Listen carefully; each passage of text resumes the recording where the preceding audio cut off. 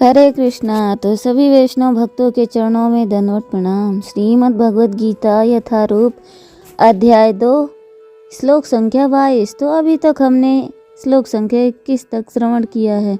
आज का हमारा जो श्लोक है वो है 22। तो चलते हैं अपने श्लोक की ओर। वांसांस जीर्णानि यथा विहाय नवानि गृह्णाति नरा पराणि तथा शरीराणि विहाय जीर्णानि अन्यानि संयाति नवानि देहि। वांसांस जीर्णानि यथा विहाय नवानि गृह्णाति नरापराणि तथा शरीराणि विहाय जीर्णानि अन्यानि संयाति नवानि देहि। वांसांस जीर्णानि यथा विहाय नवानि गृह्णाति नरापराणि तथा शरीराणि विहाय जीर्णानि अन्यानि संयाति नवानि देहि। जिस प्रकार मनुष्य अपने पुराने वस्त्रों को त्याग कर नए वस्त्र धारण करता है, उसी प्रकार आत्मा पुराने तथा व्यर्थ के शरीरों को त्याग कर नवीन भौतिक शरीर धारण करता है। तात्पर्य श्रीला प्रभुपाद के द्वारा। श्रीला प्रभुपाद की जय। जगत गुरु श्रील प्रभुपाद की जय। अनंतकोटि वैष्णव भक्तवृंद की जय। गुरु महाराज की जय। आप सभी वैष्णव भक्तवृंद की जय। अणु आत्मा द्वारा शरीर का परिवर्तन एक स्वीकृत तथ्य है। आधुनिक विज्ञानी जन तक जो आत्मा के अस्तित्व पर विश्वास नहीं करते, पर साथ ही शक्ति साधन की व्याख्या भी नहीं कर पाते, उन परिवर्तनों को स्वीकार करने को बाध्य हैं जो बाल्यकाल में, कौमार अवस्था में और फिर तरुणावस्था तथा वृद्धावस्था में होते हैं। वृद्धावस्था से यही परिवर्तन दूसरे शरीर में स्थानांतरित हो जाता है। इसकी व्याख्या एक पिछले श्लोक में भी हो चुकी है। 13वें श्लोक में अणु आत्मा का दूसरे शरीर में स्थानांतरण परमात्मा की कृपा से संभव हो पाता है। परमात्मा अणु आत्मा की इच्छाओं की पूर्ति उसी तरह करते हैं जिस प्रकार एक मित्र दूसरे की इच्छा पूर्ति करता है। मुंडक तथा श्वेतेश्वर उपनिषद में आत्मा तथा परमात्मा की उपमा दो मित्र पक्षियों से दी गई है, और जो एक ही वृक्ष पर बैठे हैं, इनमें से एक पक्षी अणु आत्मा है, वृक्ष के फल खा रहा है, और दूसरा पक्षी कृष्ण अपने मित्र को देख रहा है। यद्यपि दोनों पक्षी समान गुण वाले हैं, किंतु उनमें से एक भौतिक वृक्ष के फलों पर मोहित है, किंतु दूसरा अपने मित्र के कार्यकलापों का साक्षी मात्र है। कृष्ण साक्षी पक्षी हैं और अर्जुन फल भोक्ता पक्षी हैं। यद्यपि दोनों मित्र सखा हैं, किंतु फिर भी एक स्वामी है और दूसरा सेवक है। अणु आत्मा द्वारा इस संबंध की विस्मृति ही उसके एक वृक्ष से दूसरे वृक्ष पर जाने या एक शरीर से दूसरे शरीर में जाने का कारण है। जीव आत्मा प्रकृत शरीर रूपी वृक्ष पर अत्यधिक संघर्षशील है, किंतु ज्यों ही वह दूसरे पक्षी को परम गुरु के रूप में स्वीकार करता है, जिस प्रकार अर्जुन कृष्ण का उपदेश ग्रहण करने के लिए स्वेच्छा से उनकी शरण में आ जाता है, त्यों ही परतंत्र पक्षी तुरंत सारे शोकों से विमुक्त हो जाता है। मुंडक उपनिषद में 3 स्कंद के प्रथम अध्याय के 2 श्लोक में श्वेतेश्वर उपनिषद में समान रूप से इसकी पुष्टि हुई है। सामने वृक्षे पुरुषो निमग्नो निशया शोचन्ति मुह्यमना जुष्टं यदा पश्यन्ति सम्यस महिमानिमति वीतशोकः। यद्यप दोनों पक्षी एक ही वृक्ष पर बैठे हैं, किंतु फल खाने वाला पक्षी फल के भोक्ता रूप में चिंता तथा विषाद में निमग्न है। यदि किसी तरह वह अपने मित्र भगवान की ओर उन्मुख होता है और उनकी महिमा को जान लेता है, तो वह कष्ट भोगने वाला पक्षी तुरंत समस्त चिंताओं से मुक्त हो जाता है। अब अर्जुन ने अपना मुख अपने श्वेतेश्वर शाश्वत मित्र कृष्ण की ओर फेरा है और उसने उनसे भगवत गीता समझ रहा है। इस प्रकार वह कृष्ण से श्रवण करके भगवान की परम महिमा को समझकर शोक से मुक्त हो जाता है।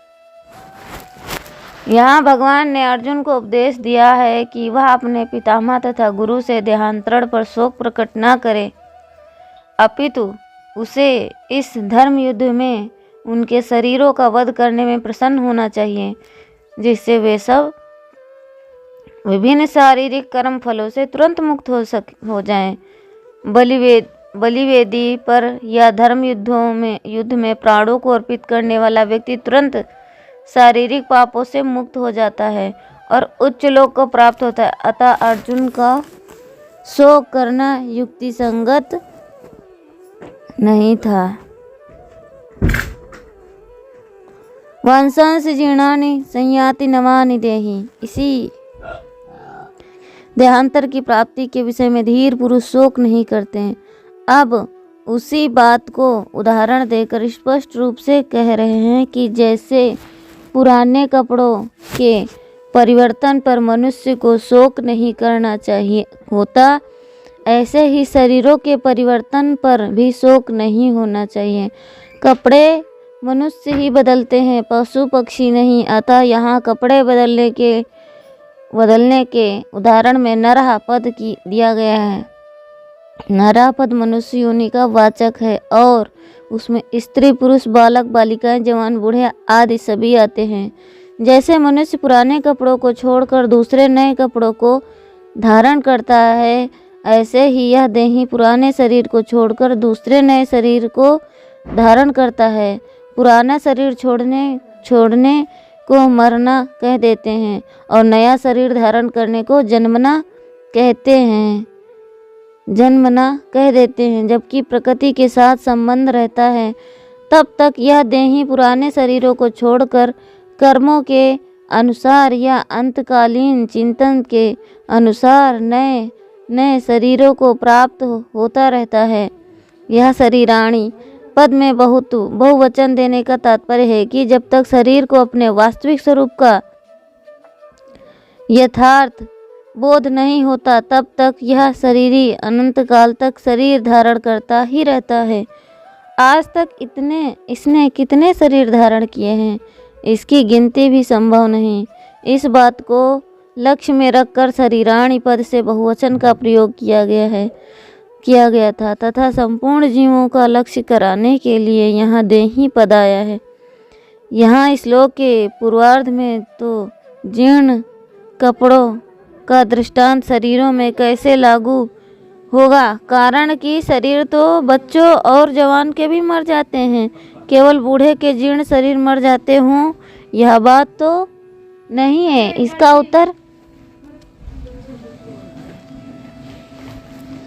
इसका उत्तर यह है कि शरीर तो आयु समाप्त होने पर ही मरता है और आयु समाप्त होने पर शरीर का जीर्ण होना। विवेक विचार पूर्वक देखा जाए तो आयु प्रतिक्षण समाप्त हो रही है, अर्थात शरीर प्रतिक्षण जीर्ण हो रहा है, प्रतिक्षण मर रहा है। यह एक क्षण भी स्थिर नहीं है। जैसे जवान होने से बालकपन मर जाता है तो वास्तव में यह बालकपन निरंतर मरता ही रहता है, परंतु उधर दृष्टि न होने पर प्रतिक्षण होने वाली मौत की तरफ ख्याल नहीं जाता। यही वास्तव में बेहोशी है। शरीर चाहे बच्चे का हो, चाहे जवान का हो, चाहे वृद्ध का हो, आयु समाप्त होने पर वे जीर्ण ही कहलाएंगे।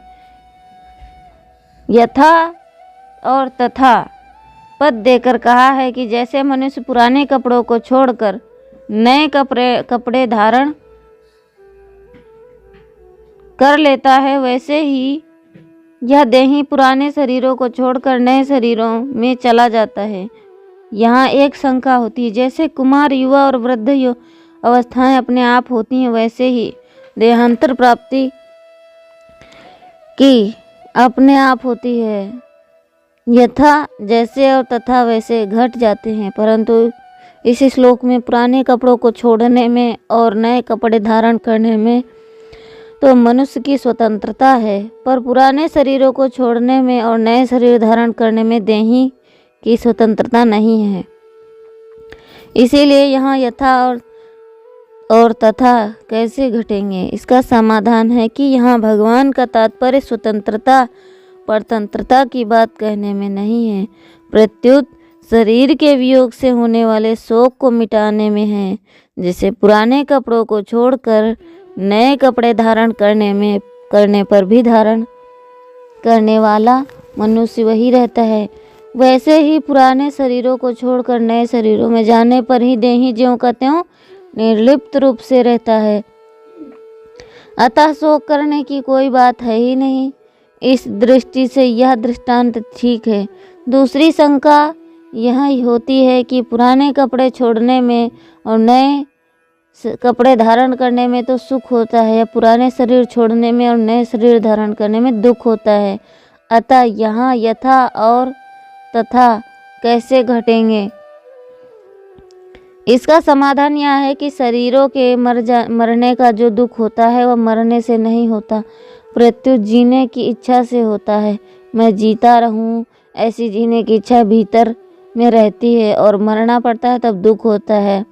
तात्पर्य यह हुआ कि जब मनुष्य शरीर के साथ एकात्म कर लेता है तब वह शरीर के मरने से अपना मरना मान लेता है और दुखी होता है, परंतु जो शरीर के साथ अपनी एकात्मता नहीं मानता उसको मरने में दुख नहीं होता, प्रत्युत आनंद होता है। जैसे मनुष्य कपड़ों के साथ अपनी एकात्मता नहीं मानता तो कपड़ों को भी बदलने में उसको दुख नहीं होता। कारण है कि वहाँ उसका यह विवेक स्पष्टतया जागृत रहता है कि कपड़े अलग हैं और मैं अलग हूँ।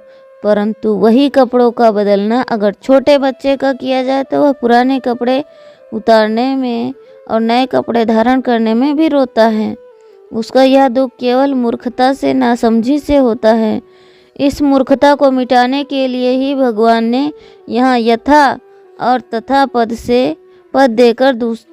देकर कपड़ों का दृष्टांत दिया है। यहाँ भगवान ने कपड़ों के धारण करने में गृह्णाति धारण करता है क्रिया दी है, शरीरों के धारण करने में संज्ञाति जाता है क्रिया दी। ऐसे क्रिया भेद भगवान ने क्यों किया? लौकिक दृष्टि से बेसमझी के कारण ऐसा दिखता है कि मनुष्य अपनी जगह रहता हुआ ही कपड़ों को धारण करता है और देहांतर प्राप्ति में देही को उन देहों में जाना पड़ता है। इस लौकिक दृष्टि को लेकर भगवान ने क्रिया भेद किया। विशेष बात